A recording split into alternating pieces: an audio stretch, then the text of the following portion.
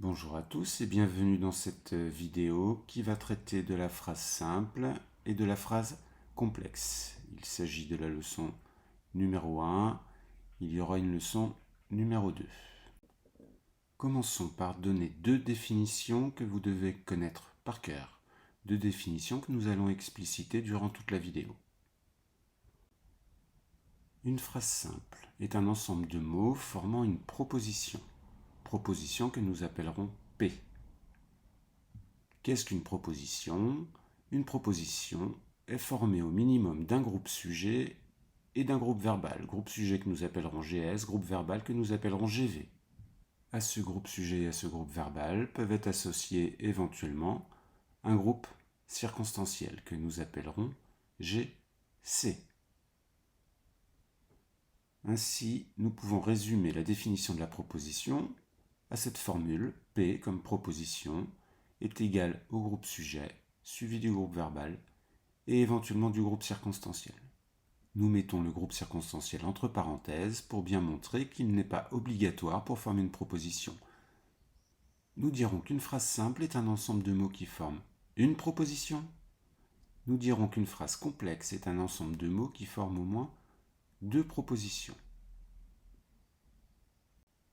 Voyons voir de plus près les trois grands groupes qui forment la proposition.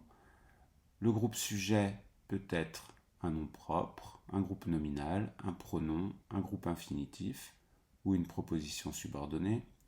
Le groupe verbal peut être un verbe seul ou le verbe plus ses compléments, le COD, le COI, l'attribut du sujet ou le complément d'agent. Enfin, le groupe circonstanciel peut être un groupe nominal prépositionnel ou un adverbe essentiellement. Vous vous rendez bien compte que pour suivre cette leçon, vous devez être au clair sur ce qu'est un sujet, sur ce qu'est un groupe verbal et ce que sont les compléments du verbe, le COD, le COI, l'attribut du sujet, le complément d'agent, ainsi que d'être capable de repérer un complément circonstanciel.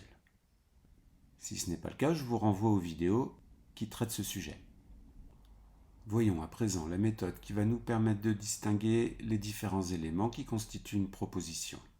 Ayant toujours en tête la formule P égale GS plus GV et éventuellement GC. Regardons cette première phrase. Émile Zola a écrit des romans au XIXe siècle. Comme toujours en grammaire, nous commençons par rechercher le ou les verbes de la phrase. Ici, nous repérons le verbe écrire au passé composé, a écrit. Ensuite, nous recherchons le ou les groupes sujets. Quel est le sujet de a écrit? C'est Émile Zola qui a écrit les romans au XIXe siècle. Émile Zola est le sujet de notre phrase. Je recherche d'éventuels compléments du verbe. Émile Zola a écrit quoi? Des romans. Des romans, c'est un COD. A écrit des romans forme un groupe verbal. Je recherche d'éventuels groupes circonstanciels. Je rappelle que le groupe circonstanciel peut se supprimer et se déplacer. Nous pouvons bien dire au XIXe siècle, Émile Zola a écrit des romans, ou nous pouvons tout simplement le supprimer, Émile Zola a écrit des romans. Nous retrouvons bien les constituants de la proposition avec le groupe sujet Émile Zola, le groupe verbal a écrit des romans, et le groupe circonstanciel qui n'est pas nécessaire au XIXe siècle. De manière traditionnelle, nous mettons la proposition entre crochets.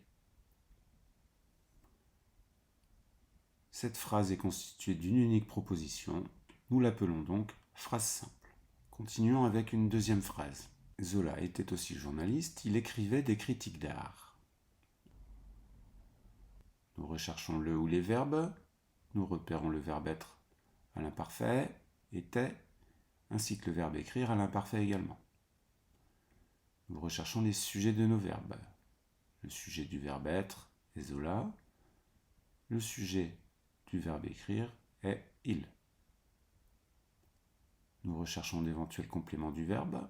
Zola était aussi journaliste. Aussi journaliste est un attribut du sujet puisqu'il complète le verbe d'état être, tandis que des critiques d'art est COD du verbe écrire. Il écrivait quoi? Des critiques d'art. Nous n'avons pas de groupe circonstanciel ici dans notre phrase. Regardons donc, nous avons un groupe sujet, nous avons un groupe verbal. Cela forme une première proposition. Nous l'appellerons proposition 1. Il forme un groupe sujet. écrivait des critiques d'art forment un groupe verbal. Nous sommes donc face à une deuxième proposition que nous mettons également entre crochets. Cette phrase contient 2 propositions, donc c'est une phrase complexe. Cette leçon touche à sa fin. Qu'est-ce que vous devez retenir? Vous devez retenir, bien entendu, cette formule. P comme proposition égale groupe sujet plus groupe verbal, et éventuellement groupe circonstanciel. Prenons 2 derniers exemples. Dans la phrase « Émile Zola est un écrivain français », vous repérez un groupe sujet, Émile Zola. Vous repérez un groupe verbal, est un écrivain français. Dans la deuxième phrase, Émile Zola est un écrivain français, il a écrit Les Rougon-Macquart. Nous repérons un groupe sujet, Émile Zola. Un groupe verbal est un écrivain français. Un deuxième groupe sujet, il. Un deuxième groupe verbal a écrit Les Rougon-Macquart.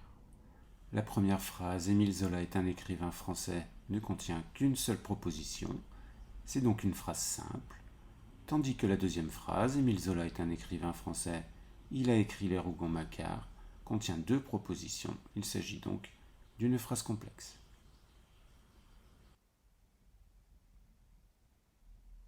Une dernière remarque pour terminer cette leçon.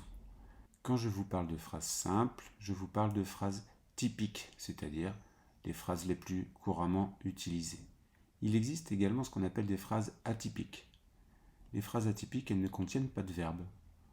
On en trouve de 2 types. On va trouver la phrase averbale ou la phrase nominale, comme dans cet exemple, excellent ce livre.